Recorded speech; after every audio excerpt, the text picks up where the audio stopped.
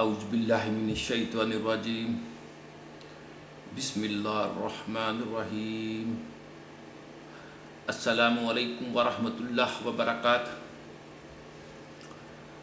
بلا شبہ سب تعریفیں اللہ سبحانہ کے لیے ہیں، ہم اس کی تعریف کرتے ہیں، اس سے مدد مانگتے ہیں، اور میں گواہی دیتا ہوں کہ معبود برحق صرف اللہ سبحانہ و تعالی ہے، وہ اکیلا ہے، اس کا کوئی شریک نہیں، اور میں گواہی دیتا ہوں کہ محمد صلی اللہ علیہ وسلم اس کے بندے اور اس کے رسول ہیں۔ حمد و صلوات کے بعد یقیناً تمام باتوں سے بہتر بات اللہ کی کتاب ہے، اور تمام طریقوں سے بہتر طریقہ محمد مصطفیٰ صلی اللہ علیہ وسلم کا ہے، اور تمام کاموں سے بدترین کام وہ ہیں جو اللہ کے دین میں اپنی طرف سے نکالے جائیں، اور ہر بدعت گمراہی ہے۔ اے ایمان والو، اللہ سے ڈرو جیسا کہ اس سے ڈرنے کا حق ہے، اور تمہیں موت نہ آئے مگر اس حال میں کہ تم مسلمان ہو۔ اے ایمان والو، اللہ سے ڈرو اور ایسی بات کہو جو محکم، سیدھی اور سچی ہو۔ اللہ تمہارے اعمال کی اصلاح، تمہارے گناہوں کو معاف فرمائے گا، اور جس شخص نے اللہ اور اس کے رسول کی اطاعت کی تو اس نے بڑی کامیابی حاصل کی۔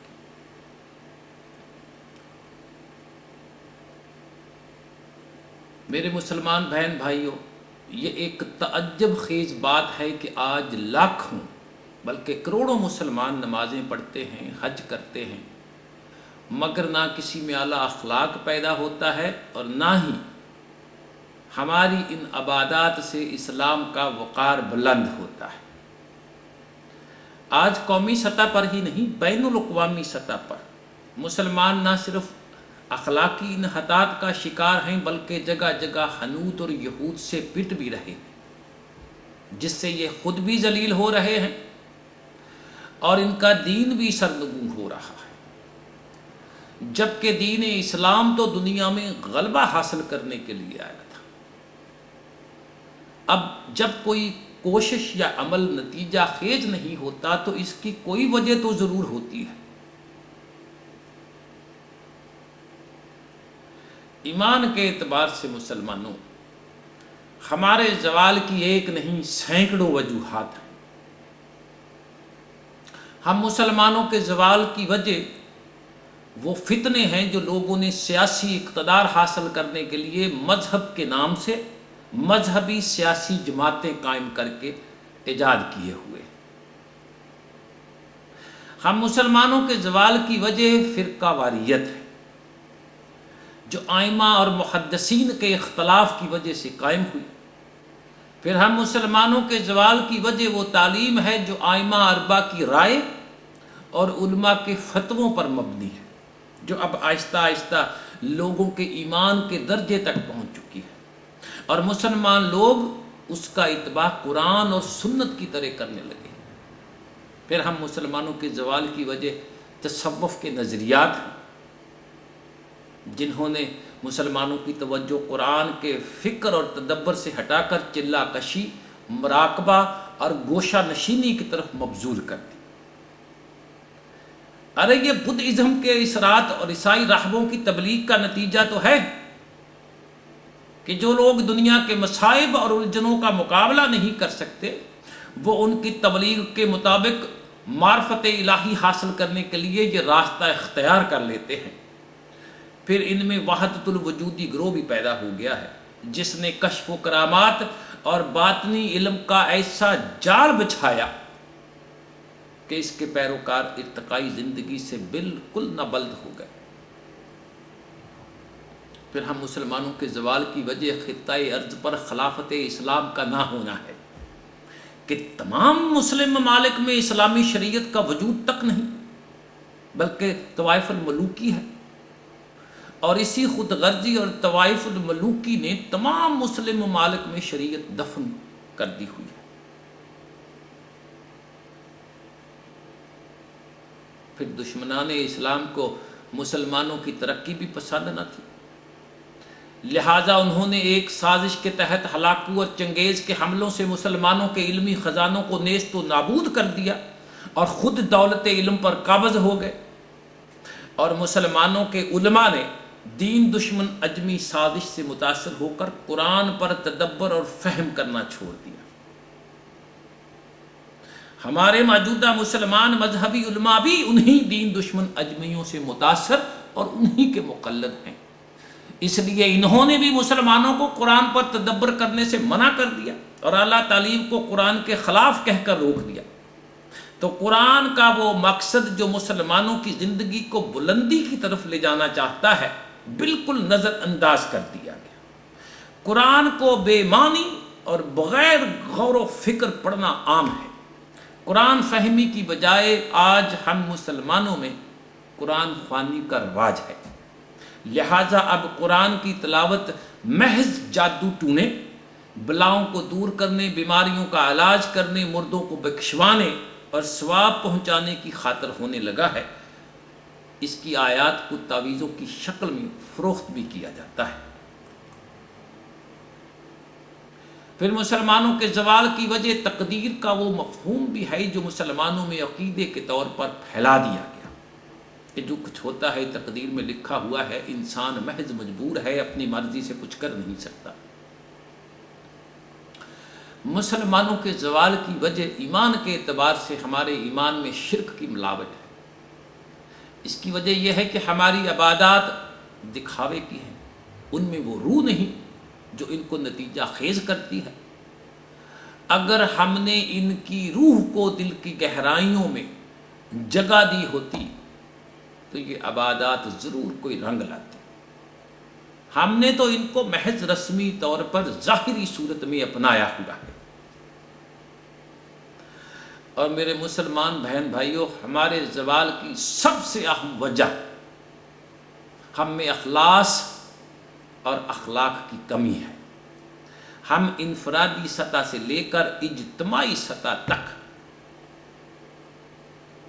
فرد واحد سے لے کر ارکان حکومت تک خود غرضی اور نفسہ نفسی کا شکار ہیں۔ ہمارے اندر نہ کسی سے ہمدردی اور محبت کی لہر ہے، نہ ہی خدمت انسانیت کی کوئی رمق ہے، نہ ہی ہمارے اندر قومی غیرت کا کوئی جذبہ ہے۔ ارے آج ہم دوسرے ممالک کی بنی ہوئی چیزوں پر تو اعتماد کرتے ہیں مگر اپنے ملک کی بنی ہوئی مصنوعات پر بھروسہ نہیں کرتے۔ ہم دوسروں کی بنائی ہوئی چیزوں کو استعمال کرنے پر فخر محسوس کرتے ہیں، اشیاء استعمال پر جاپان، جرمن اور انگلینڈ کی مہریں تلاش کرتے ہیں، لیکن اپنے ملک کی بنی ہوئی چیزوں کو مسترد کر دیتے ہیں۔ اس لیے کہ ہم ایمان کے اعتبار سے ایمان والے ہوتے ہوئے بھی انتہائی بے ایمان ہیں، اور ہم نے اپنا ضمیر اپنی خود غرضیوں کے آگے رکھ دیا ہوا ہے۔ مسلمانوں آؤ تو ذرا آج اپنے اسلامی معاشرہ کا مغربی کافر معاشرہ سے موازنہ کریں۔ وہاں کا بازار بڑا سچا ہے، وہاں دو نمبر کی کوئی جنس نہیں۔ کسی چھوٹے بچے کو، کسی عورت کو، کسی بوڑھے کو بھیج دو، وہ لوگ دھوکہ نہیں کرتے۔ وہاں انتظامیہ بھی سچی ہے، وہاں کے تو سپاہی بھی بڑے اخلاق والے ہیں، وہاں کی عدالتیں با اخلاق اور با انصاف ہیں، وہاں معاشرے میں سارے حقوق موجود ہیں۔ بے روزگاری کی صورت پیدا ہو جائے تو وظیفہ جاری کر دیتے ہیں، بچوں کی تعلیم کا مفت انتظام کرتے ہیں، علاج کی ہر سہولت ہر ایک کے لیے یکساں ہے۔ لیکن ہمارا اسلامی اور دینی معاشرہ کیا ہے؟ اس میں تو ظلم ہی ظلم ہے، دھوکہ ہی دھوکہ ہے، فریب ہی فریب ہے، رشوت یہاں، منافع خوری یہاں، کمزور طبقے کو غلام بنا کر رکھنا، ان کے حقوق پامال کرنا، انسانیت کو قتل کرنا، بات بات پر جھوٹ بولنا، ہر ایک کی حق تلفی کرنا، راہ چلتے لوگوں کو لوٹنا، بچے اغوا کرنا، اشیاء میں ملاوٹ کرنا، نفع کو 10 گنا کرنے کے لیے مال کو ذخیرہ کرنا، انسانیت کو فاقوں پر مجبور کرنا، بیماروں کا ہسپتالوں میں دھکے کھانا، تعلیمی اداروں میں غریب بچوں کا داخلہ نہ ہونا، عام انسان کا ضروریات زندگی کے لیے ترسنا، انصاف کے لیے کئی کئی سال کھجل خوار ہونا، تھانے کچہریوں میں عوام کا ذلیل و رسوا ہونا، الغرض انسانی پستگی کی تمام بڑی لعنتیں یہاں دستیاب ہیں۔ اب کیا یہ ان لوگوں کا معاشرہ نہیں جو نمازیں پڑھتے ہیں، روزے رکھتے ہیں، حج کرتے ہیں؟ ایک مرتبہ ایک تبلیغی سلسلہ پر بریمن گئے تو وہاں لوگوں نے پوچھا کہ حضرت کہاں سے تشریف لائے؟ ہم نے جواب دیا پاکستان سے۔ تو انہوں نے کہا کیا پاکستان میں کوئی ایسا اسلامی جنتی معاشرہ قائم ہو گیا ہے جس کی آپ ہمیں دعوت دینے آئے ہیں؟ آپ سے تو ہم غیر مسلم اچھے ہیں، یہاں کرپشن، دھوکہ، ظلم، زیادتی نہیں، بے روزگاری، حق تلفی نہیں، ہمیں آپ کس بات کی دعوت دینے آئے ہیں؟ جھوٹ بولنے اور منافقت کی؟ آپ لوگوں کا سچائی پر ایمان ہے، جھوٹ بولتے ہیں، ایمانداری پر ایمان ہے، خیانت کرتے ہیں، عدل پر ایمان ہے، ظلم کرتے ہیں، انصاف پر ایمان ہے، بے انصافی کرتے ہیں، رحم و کرم پر ایمان ہے، زیادتی کرتے ہیں۔ تم لوگ تو نماز پڑھتے ہو تو خدا کو دھوکہ دیتے ہو، روزہ رکھتے ہو تو خود کو دھوکہ دیتے ہو، حج کرتے ہو تو انسانوں کو دھوکہ دیتے ہو، تمہاری عبادات میں دھوکہ ہے۔ دین تم لوگوں کو اتحاد سکھاتا ہے، تم فرقے بناتے ہو۔ تم انسانوں سے تو کیا، تم مسلمان تو اپنے خدا سے بھی مخلص ہیں۔ جب تک تم لوگوں کے اندر اخلاق اور اخلاص نہیں آئے گا، تم لوگ کامیاب اور کامران نہیں ہو سکتے۔ اب یہاں اخلاق کے اعتبار سے بہت اہم سوال پیدا ہوتا ہے کہ کیا اچھے اخلاق سے اچھا معاشرہ بنتا ہے یا اچھے معاشرہ سے اچھے اخلاق بنتے ہیں؟ اس سوال کے جواب کے لیے ہمیں مسلمانوں رسول اللہ کے زمانے تک اپنی تاریخ کو پلٹنا ہوگا صلی اللہ علیہ وسلم۔ تو ہمیں معلوم ہوگا کہ اللہ کے رسول نے سب سے پہلے وحی کی ہدایت اور تعلیم سے اچھا معاشرہ بنایا تھا۔ ان کی تربیت میں دیانتداری، محنت اور حق شناسی کی تعلیم شامل تھی، جس میں دھوکہ دہی، جھوٹ اور فریب کو منع کیا گیا تھا، جس میں ضرورت مندوں کی امداد اور حاجت مندوں کی حاجت روائی کا درس دیا گیا تھا۔ اور تاریخ اس بات کی گواہ ہے کہ مکہ میں نہ ہی کسی نماز، روزہ اور حج کی تلقین کی گئی، نہ ہی ان عبادات کے کوئی اوقات مقرر کیے گئے۔ اللہ کا رسول جانتا تھا کہ ان کا فائدہ صرف اس وقت ہے جب انسان کے دل میں یہ یقین پیدا ہو جائے کہ اللہ سبحانہ بددیانتی پسند نہیں فرماتا، اللہ سبحانہ کسی کی حق تلفی پسند نہیں فرماتا، اللہ سبحانہ تعالیٰ دھوکہ، فریب، دروغگوئی کو پسند نہیں فرماتا، اللہ سبحانہ کو یہ بالکل گوارا نہیں کہ کسی کا ہمسایہ بھوکا رہے اور وہ عشرت کی زندگی بسر کرے۔ اللہ کو بالکل برداشت نہیں کہ انسانیت انصاف کو ترسے، انسان فاقوں سے مرے اور ظلم و استبداد کی چکی میں پسیں۔ چنانچہ ہم دیکھتے ہیں کہ اللہ سبحانہ کے رسول نے پہلے ایک ایماندار معاشرہ قائم کیا۔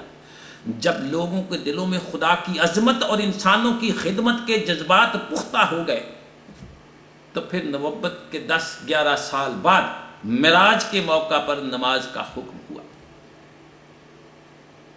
اب جب دل تمام منافقانہ اور ظالمانہ رویوں سے صاف تھے تو نمازیں رنگ لائیں، اور ایسا رنگ کے زمانے نے دیکھا۔